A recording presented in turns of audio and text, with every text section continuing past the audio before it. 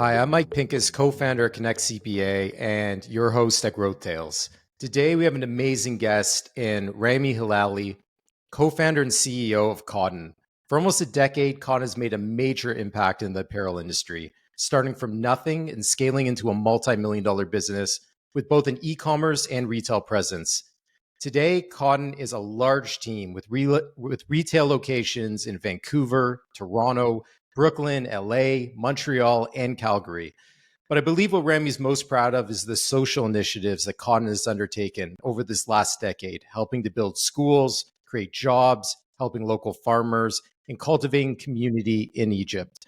Wow, what a crazy, amazing journey you've had, Rami, and thank you for joining me. No, thanks for having me. Good to see you. I hope I didn't butcher your last name. I'm terrible No, at not at all. pronunciation. It's all good. You got it great.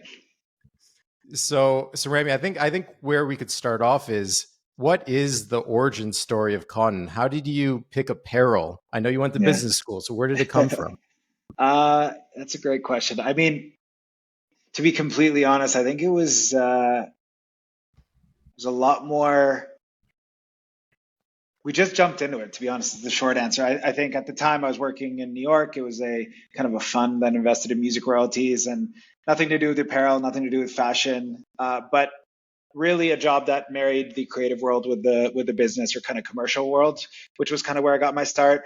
And my co-founders, Ben and Mackenzie, were also living in New York. And to be honest, Ben called me one day and made a very simple statement, which today in hindsight, I understand the things that maybe we saw as the commercial reason, but at the time it felt like just a big jump to jump into it. And he said to me, he's like, "Hey, you know how these t-shirts that we're wearing out into work and all these things are either kind of like low quality fast fashion or high quality and kind of luxury and expensive. I wonder if we can do something that is affordable and really good quality." And really the question was a commercial question. And the impact piece at the time, no one was really talking. It's been 8.5 years now, and no one was talking about sustainability, ethics, impact. The word wasn't really even used in 2015, 2016. But for us, it was kind of a natural way that we approached it. It wasn't a kind of feature that we thought about to add. We just wanted to do the commercial thing, which we felt like these kind of retailers, there's this middle ground that wasn't being served in terms of customers wanting fashionable, high quality stuff, but not at a really high price. And the impact and kind of the supply chain that we built was a natural extension, I think, of our personal beliefs. No, that's amazing. And you commented on quality and you went right to the source going to Egypt. Yeah. Did you have great connections in Egypt? I watched your video on your website where you Yeah. talk about that original story. So how did you build out those connections in those To early be days? honest, again, I think the way we built the supply chain was because, to be honest, I knew nothing about the industry and I was asking today some questions that I think more people should ask. But I kind of assumed that if you were going to make a product, any product, apparel or otherwise, you would start at the fundamental building block, that raw material that went into it, and build your way up to create a final outcome. I've since learned that no fashion company does it that way and no one really Right. goes to the source in that way. But because I had very little knowledge and experience in the industry, I was able to ask these kind of first principle questions and end up on these cotton farms in Egypt. I quit my job in New York and I spent 6 months literally living on a farm in Egypt. I did not have any connections. My maternal grandfather is from a village where growing up I heard grew Egyptian cotton. I heard that Egyptian cotton was supposed to be good quality. That was kind of the extent of the knowledge and connections I had. But I booked a flight one way to Egypt from New York, quit my job, and I quite literally drove to this village 3 hours from Cairo. And I was walking around asking people if they grew Egyptian cotton. And it was literally as simple and as absurd as that. And then this person I met, this farmer, said yes and invited me over. And I think culturally that's like a big part, just kind of breaking bread and enjoying and having meals with both friends and strangers. And we became really good friends. And I ended up living with his family for a better part of 6 months and understanding how kind of growth of cotton worked, how the cycle worked, how the farming piece worked. And at the same time, I was working out the yarn, the fabric, the dye house, the cut and sew, the whole chain beginning to end, and came back 6 7 months later with 150 or 200 black and white plain t-shirts that I was very, very proud of the quality and the things that went into it. I can definitely speak to the quality. I know when we bought cotton shirts for our team, Yeah, before that we had gotten random apparel that we had like printed things and they yeah, fell apart, and they told us that they fell apart. And yeah. the cotton t-shirts were the first ones that like held up against the test of I'm happy time. to hear that. And what I'm curious about is you went both retail and e-commerce. You have a very large e-commerce presence, Mm. and but you also have storefronts in Canada, in the US. What made you have that dual strategy? So we were kind of the genesis or the inception of the brand was during kind of the height and the craze of the direct to consumer kind of mania that existed for a couple of years. Basically, there was this hypothesis by venture capital essentially that you could put unlimited money into this machine called Facebook, and because e-com distribution was lighter, or so they thought, they could scale infinitely, and this could look like a software business in the Hmm. way that it scales, the margins, the way that it gets.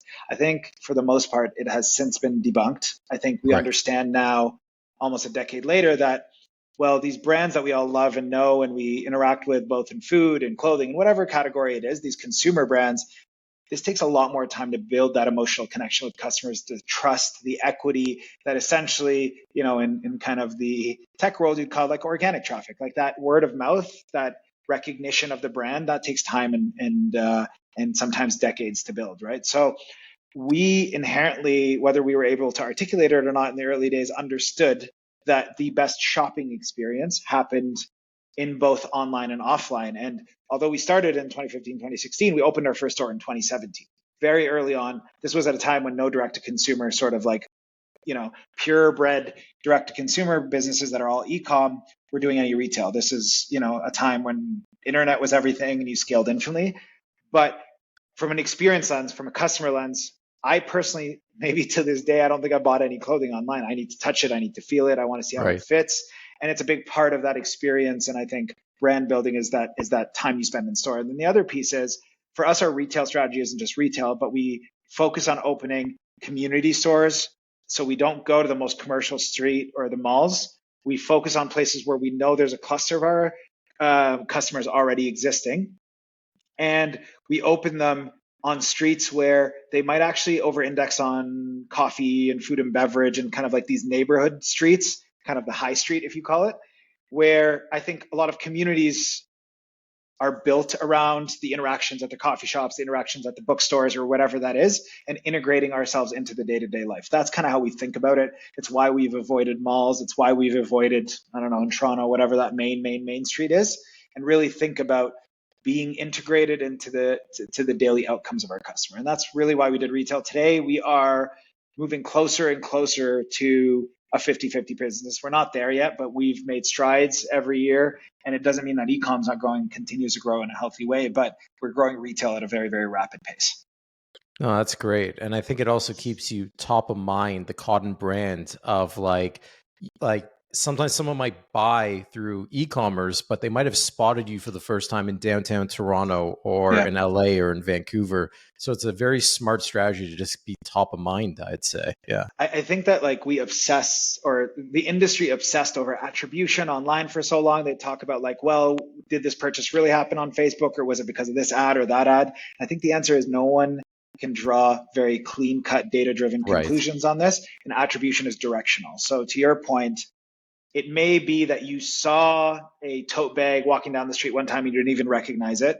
And then the next time you saw a Facebook ad and maybe you paused for a second and you maybe absorbed a little bit of the brand. And then the third time you were walking down the street with your friend visiting a new city and you saw one of our stores in the right neighborhood culturally, and you popped in and you had a good experience. You may not have bought anything. And then that fourth time you get whatever, an email or an ad, and then you've been kind of not primed, but you've experienced the brand enough touch points that whether consciously or subconsciously have built that trust and are ready to transact. And I think the world in which people thought you could scale infinitely online did not consider that you need these multi-touch points across both on and offline for you to build and continue to build upon that trust and kind of directional affinity for a brand.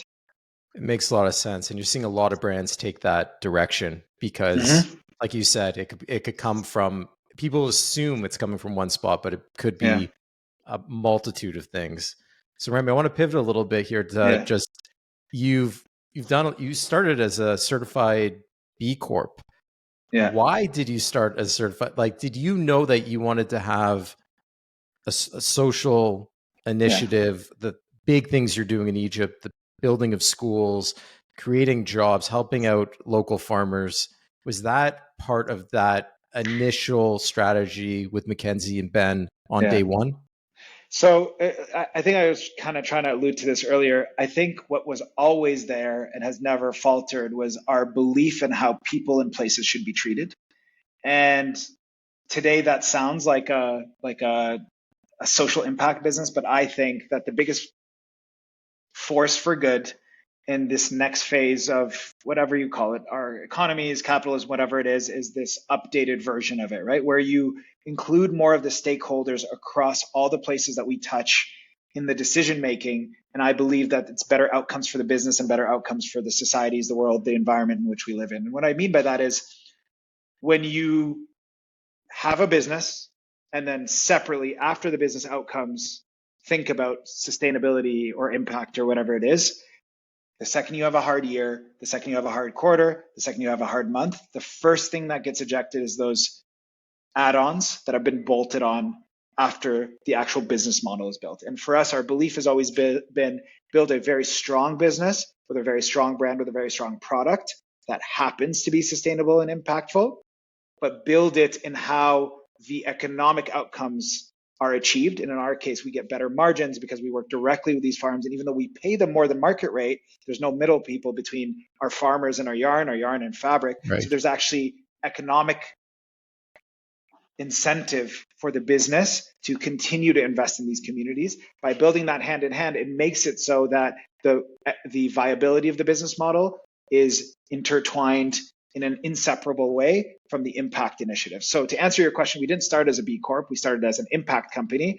And maybe 3 or 4 years in, one of our investors was like, hey, you should look into B Corp. And to be honest, I used to always be very cynical about a lot of these accreditations and logos that people put on it, because I would go to these factories in the early days and they'd be like, we're accredited or whatever, certified this and that, like Green Planet and Blue Dolphin, whatever, all these different green sounding certifications. And I'd walk in and I'd be like, I know very little technically. That smell I'm smelling doesn't sound like it should be going back into the earth. And the way that these workers are being treated, I can tell, regardless of the certification, is not the right way to treat your team. So I was very cynical about a lot of these sort of things. But when I went through this B Corp process, it was a very invasive and tough sort of certification process. And it made me think, okay, well, this is happening to us. This is happening to others. At the time, it was very, very little number of companies that were B Corp certified. It was like Patagonia. It was like Ben and Jerry's. There was a few of these kind of leaders in what I was talking about, the business model being intertwined with impact. So I felt much better about it and got certified. And really the way I think about B Corp certification is we're in the top, like, I don't know what it is. We're like in the top 1 or 2% of all B Corps. It's because we're not making business decisions to squeak over a line of whatever B Corp considers good or bad. We're in the absolute top of it because we have our own internal lines and beliefs on how the world should look and be and people should be treated that we march towards. And then when we apply the B Corp certification kind of process over and above it, we end up in the top kind of handful of percent because, you know, we're on our own holding ourselves to a different outcome. And it's not just financial success, it's also the schools that we build, the farms that we work with, the business model that we want to replicate started in Egypt, but now we're thinking about how do we do this in South Africa? How do we do this in Pakistan and India? How do we do this in Peru? What does that look like? So that's how we approach it. B Corp is really for the customer that doesn't have the time to do the research, is a really quick way for them to filter, is there impact, yes or no? And I think that's how I think about B Corp, but I don't think about it guiding my actions in terms of the impact or the business. And I think what you're saying is a huge point, which is I can see it's authentic. To your point, like you see certifications and all these things that companies use as a way to maybe bolster sales or be in the limelight as a ethical brand. But you going to Egypt, spending the 6 months, like knowing who's making the product, touching and feeling the product, it is genuine, it's authentic. I've known you a long time and I know it's real and authentic. And I'm glad you explained it of like you were skeptical about this when you started about it wasn't, I didn't know that part, that it was an investor recommendation. So I'd say kudos to you, Rami, that you guys have done it that way. And I appreciate that. And I think for us, the thing, if you asked our team and everyone across the board, what we're most proud of would be like the 20 schools that we've built and run, right? Like that's like a Toronto district school board worth of elementary That's schools that we crazy. today run, right? Like we have today over the years, it's compounded into tangible outcomes. Today we work with close to 3,000 smallholder farms that we buy directly from, subsidized, et cetera, et cetera. So the numbers have started to compound. In the early days, it felt insignificant that we were subsidizing 10 farms. You know, it's like, all right, well, like that doesn't feel like a lot of impact, but I've learned over the years, like that power of compounding both works on the economics of the business, but also the impact that you have. And today, when we do these impact assessments across our supply chain, we're looking at like 100 and something thousand people that are directly impacted by our work, right? Which is, you know, not a small city worth of people. That's incredible.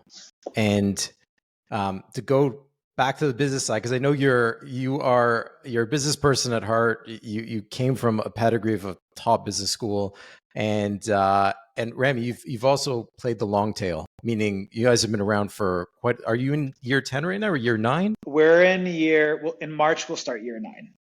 Amazing. And so building a multi-million dollar business is not easy, and you've been doing it for a long time. And I feel there's scars and wounds for a CEO Yeah. going through this, and you've survived. I'm not going to go through the stats, but very few businesses make it to the level that you have.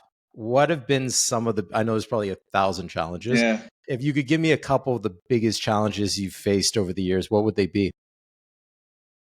I think it's always, and this goes for the thing that probably gives me the most amount of energy and fulfillment in my role, and also the other way, is always like, how do you consistently build the best team while you're reinventing yourself annually, right? And the challenge here is like, if you're a business that's doubling every year, let's say, and I know that's a very small group of businesses, or even growing 20, 30%, whatever that may be, the way I see it is if you are a director of operations at a company today that's 10 million and then it's next year it's 20 million, well, in my opinion, you basically have to be twice as good at your role to just be as effective as you were last year, right? And I think that for me personally, I did not appreciate the steep curve that was going to be required in learning and scaling and operationalizing things and putting things down into processes across the board. But like not like understanding something intellectually versus understanding the actions that are required to keep up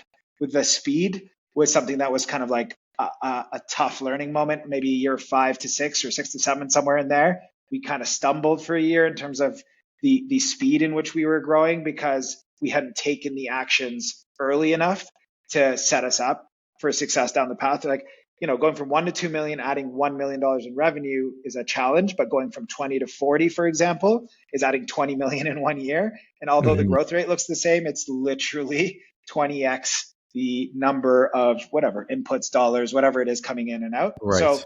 for us was not getting ahead of some of these things early enough, and in the same way, not understanding, I think for me personally, from my role as CEO, understanding the types of systems that would need to be built to be able to handle something like that. So that was one of the big ones for me, is not kind of like anticipating and putting things in place early enough, consistently enough. And then all the other things, I think early on, I think today in the world where we read about these really massive valuations of very short periods of time and these exits and this and that, I think it alters our perception on what we expect out of businesses. And in the early days, the things that made me self-motivated to show up to the business, I realized maybe 2 or 3 years in that external motivators would not work, and this would have to be internal motivators. And what I mean by that is the promise of a big dollar amount or a big impact or whatever it is, like those things are very unpredictable and out of your hands. And you would have to find an internal motivator to make you show up and take on these challenges every day. So I think I've seen this with peers and friends where they start because of an external motivator and then they do find an internal motivator. But then a lot of people don't find that internal motivator and walk away from businesses because like you kind of, if you go into a business for promises that you're going to be able to pocket 50 million, well, the probability of that is quite low in 2 years, right? Or 3 years or 4 years.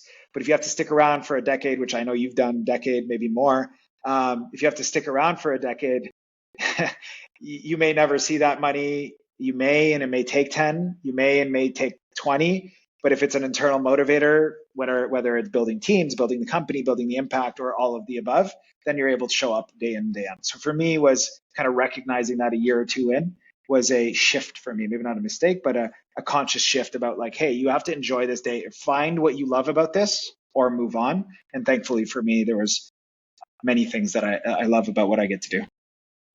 I think it's incredible the way you explained, and I think a lot of entrepreneurs struggle with this, which is going from $1 to $2 is very easy. 100,000 to 200,000, 100% growth rate. But going from 2 to 4 or 10 to 20 are very, very, very different things, because you can't just look at the growth rate. The absolute dollar impact is a very, very difficult lift, meaning the bigger the numbers get, the more challenging, the more at bats you have to put in, whether it's marketing dollars.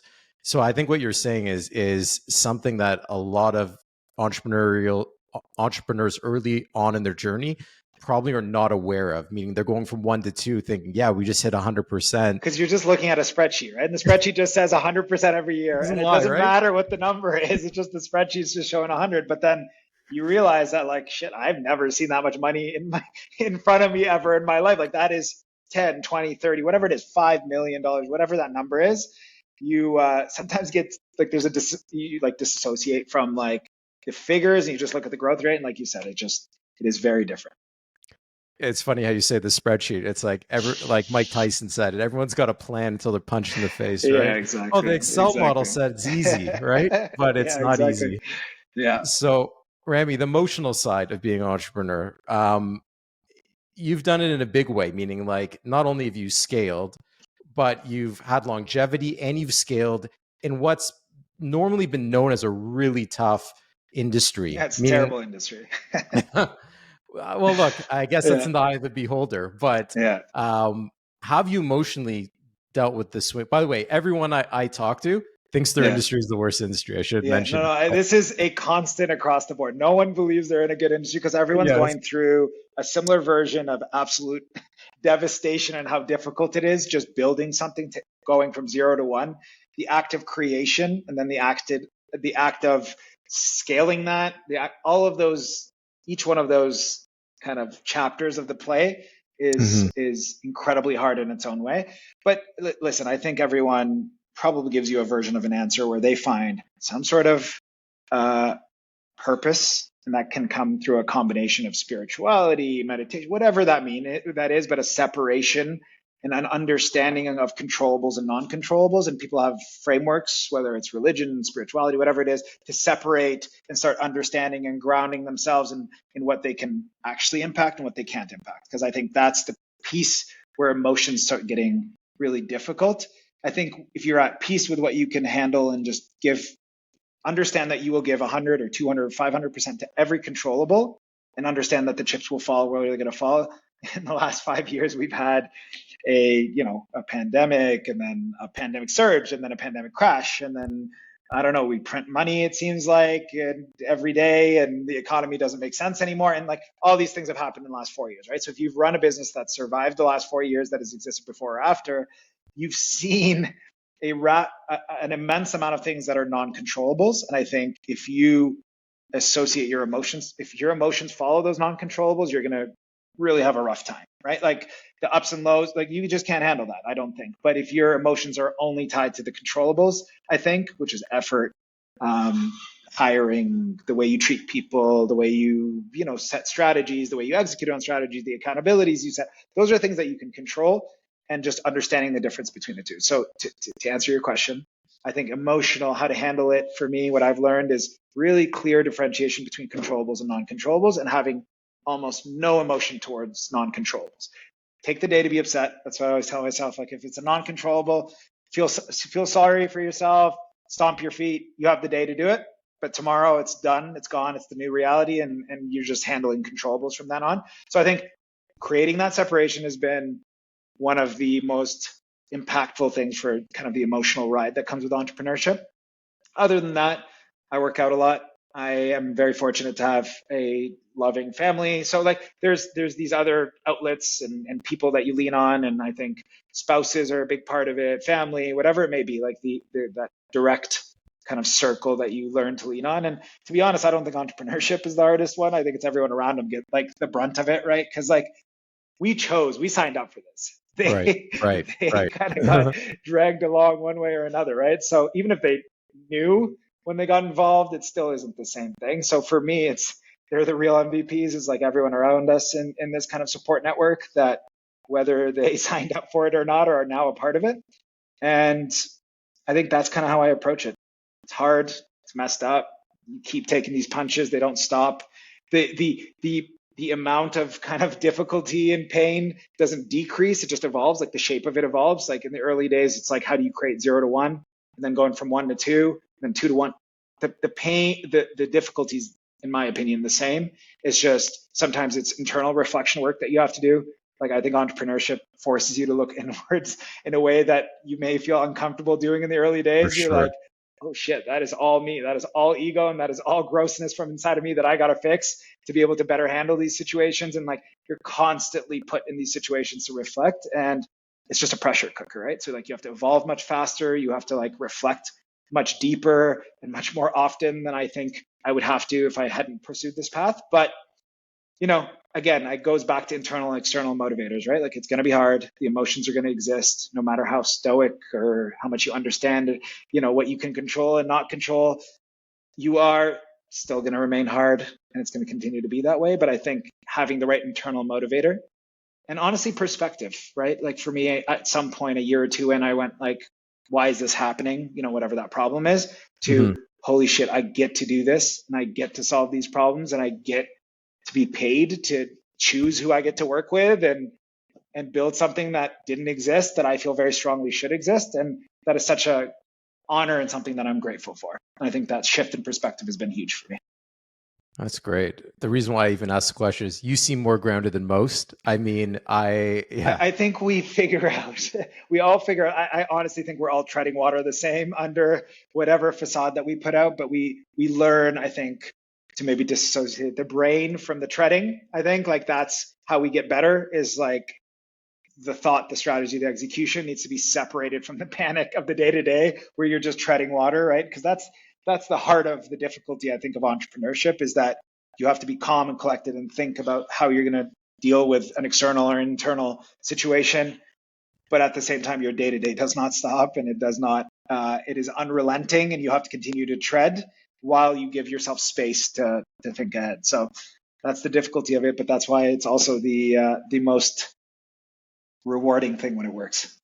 Oh, there's no doubt. It's funny. We started this podcast because we wanted to hear the stories of people Yeah, we've worked with, people we've met over the years. And the funny thing that keeps coming up over and over again is unless you're HubSpot or Slack, yeah, these are some of the most successful businesses, people I admire, and every one of them is like they have war stories because entrepreneurship is like it's like what you said. You don't know what you're signing up for, but you become a different version of yourself through yeah, the journey. And Rami, I think you're yeah. definitely an example of that. The last question I want to ask you is, given all those lessons and challenges, if you could Mm, give advice to your younger self, go back like 8, 9 years into the past, other than the same answer yeah, everybody gives, oh, I'd pick a different industry. Yes, I yeah. know.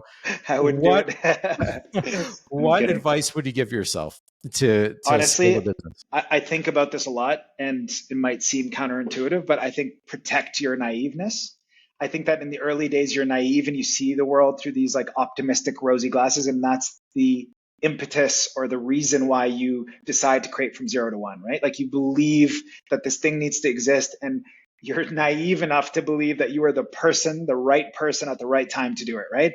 And so much of it, and I think so much of the companies that inspire us, was just because someone had an uncompromising view, which was rooted in being naive, that the world should look in somewhere else, and they decided to do it, right? But as the company grows and you start hiring grown-ups, and I guess I'm kind of a grown-up now, but in the early days, it felt like I was a child and I was hiring grown-ups, right? Like I remember the first time I hired someone that had kids in the university, and I felt closer to university than I did to a Right. person that would have kids in university. And I remember being like, shit, who put me in charge? But and I think just protecting that naive, like a space to be naive, because you start hiring grown-ups who naturally and as they should want to build process and repeatability and predictability, right? And the chaos of unpredictable kind of ad hoc, which is how it is in the early days, starts turning into more of a shaped process and repeatable thing because there's grown-ups in the room. But I see this often, and I've seen us do a poor job in one quarter versus another of protecting a space to be naive and to kind of think outside the box and reinvent yourself. Because as you know, you might be the hot tech company today, but tech in 2 years from today is going to look very different. So if you survive 2 years, you're going to have to reinvent yourself again in 2 years and again in 2 years after that. And if you don't protect the space to be naive and to think like that, you're going to go to the side, just like the businesses that you used to see back in the day when you started the company, be like, we're going to, build something that puts these dinosaurs out of business. So you can very quickly become one of them. So, For sure. just protecting a space for it, I think is the advice that I would give. Maybe not if I was starting a business, but if I was thinking about how to go from year 1 to 5 and 5 to 10, that's the advice I would give. Well, Rami, I don't want to hold you any longer, but I do want to congratulate you on what, first of all, KOTN's an incredible company. For anybody who hasn't checked out KOTN's, KOTN, and it's an incredible company, incredible apparel. And I think you understate what you've achieved over these years as well, because like, I don't know what the stats are of even surviving 8-9 years or even achieving a 7-figure, 8-figure, whatever the number is that people aspire to achieve. It's very, very difficult. Not many companies do it. And I feel like entrepreneurs are hard on themselves. So like you've achieved a lot, that. and Right back and at I you, have a Mike. lot of respect for what you've done, Rami. And Thank thanks you. for And I joining feel me. the same way. And of course, thanks for having me, Mike. I appreciate it. Awesome. Thanks so much, Rami. All right, Take bye-bye. care.